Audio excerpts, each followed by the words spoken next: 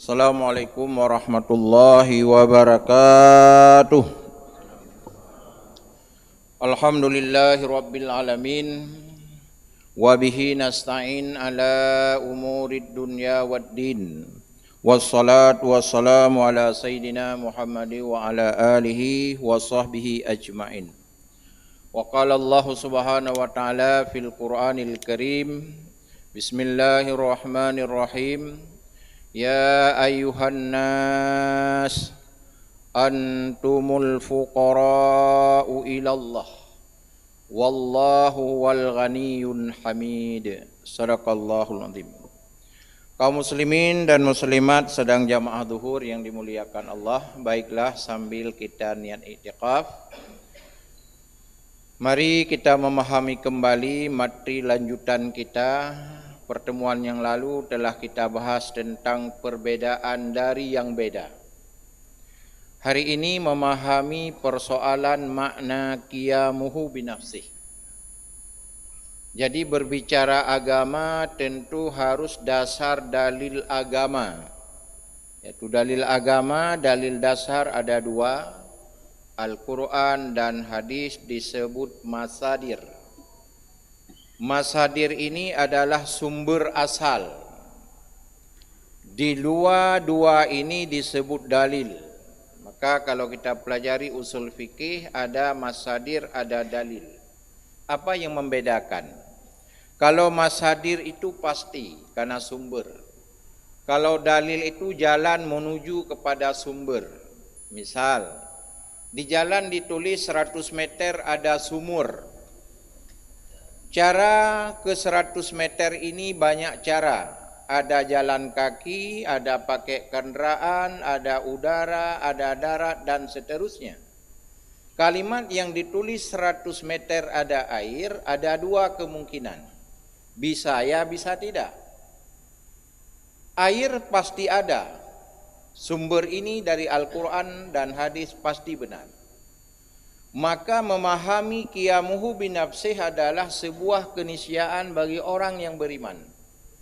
Karena rukun iman kita adalah amantu billah. Percaya dengan Allah wa malaikatihi wa kutubihi wa rusulihi. Percaya dengan kitabnya. Kenapa rukun iman kitab wajib kita percaya? Karena Al-Quran bicara kepastian. Iman adalah bicara kepastian. Iman diartikan yakin. Sesuatu kita yakin nilai harus 100%. Tidak boleh naik turun dia. Maka di dalam ilmu matematik disebut ilmu pasti. 5 tambah 5 sama dengan 10. Tidak ada jawaban alternatif. Apa 9,5, 10,5, enggak ada dia. Pasti 10. Jawaban Al-Quran adalah pasti. Maka kita memahami qiyamuhu binafsih beda dengan makna saja qiyamuhu binafsi. Kalau maknanya Allah berdiri ia dengan sendirinya, itu arti. Maknanya apa? Makna qiyamuhu binafsi, Allah tidak butuh kepada mukhassis. Allah tidak butuh kepada tukang ada.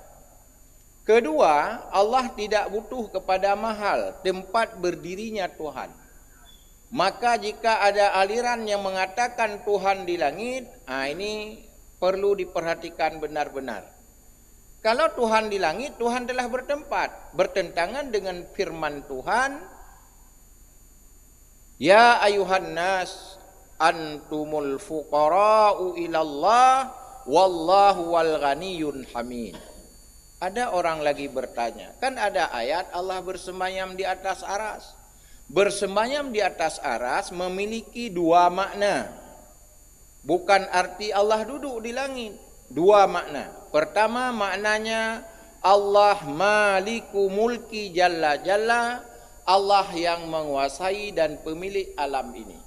Kedua Allah yang mengatur alam ini. Jadi tidak lagi bertentangan. Jadi makna qiyamuhu binafsih pertama, Allah tidak butuh kepada mukhasis yang menjadikan Tuhan, karena Allah wujud bukan maujud. Beda wujud dengan maujud.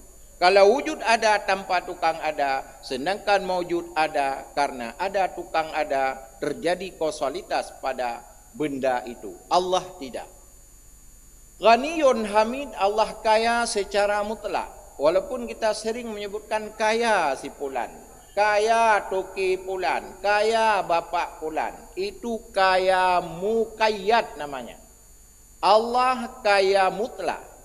Mahwal mutlak. Apa itu mutlak? Tidak butuh kepada yang lain. Orang kaya siapapun kayanya, siapapun hebatnya, dia tidak butuh kepada orang lain. Musuh orang kaya letak peng ngene kauri, perlehan ke orang Kataring, perlehan orang EU, perlehan orang Rahpingan, perlehan mandum. Butuh kepada orang lain, itu namanya kaya muqayyad. Ada keterbatasan dalam kekayaannya. Adapun kaya pada Allah adalah secara mutlak. Kaya qiyamuhu binafsi bermakna adalah Allah tidak butuh kepada dua. Pertama kepada mukhasis yang menjadikan Tuhan, yang kedua mahal tempat berdirinya Tuhan. Maka qiyamuhu binafsi adalah Allah berdiri ia dengan sendirinya, cuma dua maknanya. Tidak butuh kepada yang menjadikan Tuhan, dan Tuhan tidak butuh tempat berdirinya Tuhan. Mahal itu tempat. Jadi jika ada orang mengatakan Tuhan di langit, berarti Tuhan sudah bertempat. Bertentangan dengan firman Tuhan surat Fatir ayat 15, Innallaha ghaniyun hamid. Jadi Allah maha kaya secara mutlak. Maka ayat yang maknanya dibaca misalnya ada di dalam surat yang mengatakan Allah bersemayam di atas langit, ayat benar, pemahamannya yang harus kita pahami agar tidak bertentangan ayat dengan ayat, tidak mungkin salah. Jadi oleh karenanya berbicara keyakinan harus pasti sumbernya, pasti pemahamannya, jangan keliru dalam perkara keyakinan. Jadi keyakinan adalah sebuah prinsip yang mendasar yang tidak boleh keliru. Itulah di dalam tauhid diberikan nama usuluddin, bicara dasar. Akidah, hubungan kita dengan Allah. Ada namanya ilmu kalam, bicara tentang kalam Allah. La sautun wala i'rabun wala bina'un la awwalun. Ada disebut juga ilmu tauhid. Kenapa disebut ilmu tauhid? Bicara tentang eksistensi Tuhan, hakikat Tuhan. La ilaha illallah, tiada Tuhan yang ma'bud bihaq illallah, kecuali Allah. Maka kalimat Allah itu tidak boleh dibalik-balik. Bismillahirrahmanirrahim. Kalaupun kita terjemah, tetap Allah itu sebut Allah. Tidak boleh dengan nama Tuhan, karena Tuhan itu tidak ada. Tuhan banyak itu tidak ada. Hana Tuhan illallah, kecuali Allah. Bismillahirrahmanirrahim, maka wajib kita sebut dengan nama Allah, in the name of Allah. Tidak boleh in the name of God, karena Tuhan itu banyak. Inilah pemahaman di dalam tauhid, dia harus pasti. Tidak boleh simpang siur, tidak boleh multi tafsir di dalam pemahaman akidah, karena rilia jawaban satu. Dari Nabi Adam sampai Nabi Muhammad tetap Allah sama, tidak berubah. La ilaha illallah, tiada Tuhan yang ma'bud bihaq illallah. Maka kalimat la ilaha illallah, kenapa disebut la, tiada, ilahun, Tuhan, hana Tuhan, Tuhan toh yang hana, Tuhan asumsi, Tuhan bayangan, Tuhan di alam pikiran, Tuhan pura-pura, Tuhan muno-muno, Tuhan muno Tuhan. Nyan mandum-mandumkan Tuhan. Yang nya Tuhan illallah adalah Allah. Maka orang beriman dia harus punya prinsip. Kalau begitu, untuk membedakan Tuhan dengan Allah, salah satu sifat qiyamuhu binafsi, untuk membedakan bahwa Tuhanna dengan Tuhan dipena akan berbeda. Dewa kita sebut Tuhan, itu bukan Tuhan. Kenapa? Tuhan dipena, kan Tuhanna kerau. Lahilah dalam agama orang Dewa Siwa, Dewa Brahma, Dewa Wisnu, Trinitas, Trimurti. Mana Tuhan yang sebenarnya? Illallah. Maka akan jelas, ilahun, la ilaha illahun. Ilahun makna Tuhan, hana Tuhan bayangannya, yangnya Tuhan illallah. Maka ketika kita belajar tentang ilmu translate, kita terjemah dalam bahasa yang lain, Allah tidak boleh diubah. Tetap sebut Allah. Jangan sebut Tuhan, karena Tuhan beda dengan Allah. Inilah di dalam kajian tauhid, maka salah satu sifat qiyamuhu binafsih pada Allah untuk bisa kita pahami perbedaan. Tuhan hana butuh kepada tukang pena. Lalu ketika Tuhan kana hana butuh tempat ada beradanya Tuhan. Karena Tuhan tidak butuh kepada mahal tempat berdirinya Tuhan. Jadi Tuhan bukan di langit. Allah tidak butuh kepada tempat.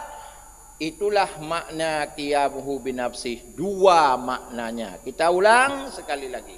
Qiyamuhu binafsih memiliki dua makna. Pertama, tidak butuh kepada mukhasis yang pena Tuhan karena Tuhanna hana so pena, tidak butuh kepada tukangna, Tuhanna tidak perlu sebab akibat adanya Tuhan karena Tuhan ada ia dengan sendirinya. Ketika Tuhan sudah ada, apakah Tuhan butuh kepada tempat kepada yang lain? Innallaha ghaniyun hamid. Allah kaya, tidak butuh itu semua. Itulah qiyamuhu binafsih, bermafanandanya. Dalilnya boleh dilihat surat Al-Fatir salah satu ayat 15 dan di ayat-ayat yang lain juga ada. Bismillahirrahmanirrahim. Semoga bermanfaat. Assalamualaikum warahmatullahi wabarakatuh.